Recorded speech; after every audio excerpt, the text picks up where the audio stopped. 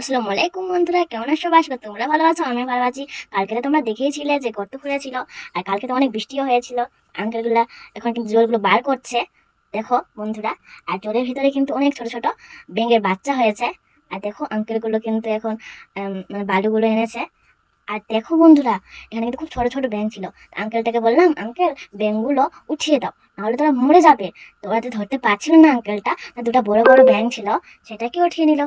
আমাকে তো খুব ভয় লাগছিল। তো আঙ্কেলটাকে বললাম, আঙ্কেল ব্যাঙগুলো ওই জঙ্গলটাতে ফেলিয়ে দিয়ে আসো। আবার আঙ্কেলটা কিন্তু বালি ফেলছে বন্ধুরা, দেখো বালি ফেলছে এখন আঙ্কেলটা। তোমরা একটু সাপোর্ট করো। আর কালকে তো আমাদের বাড়িতে ঢালাই হবে, তোমাদেরকে ওটাও আমি দেখাবো ভালোভাবে যে কালকে কি হবে না হবে। তোমরা একটু সাপোর্ট করে দিও কালকেও আমাকে। আর দেখো কালকে কিন্তু এই আম গাছটা কেটে দেবে। আমি ভাবলাম যে আমটা মাকে কি বলি যে মা কেটে দাও। তো মা কেটে দিলা, আমি একটু খেলাম, মিষ্টি ছিল কিন্তু আমটা, দারুণ।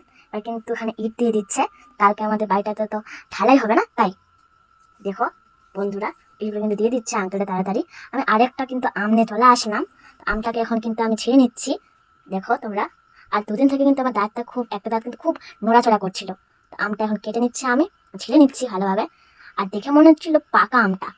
আর আমি খেলাম, দারুণ। খেতে খেতে দেখলাম কি আমার দাঁতটাই উঠে গেল, খুব লাগছিল, রক্তও বার হচ্ছিল। তোমাদেরকে একটু দেখাই, এই দেখো কেমন নড়ছিল দাঁতটা।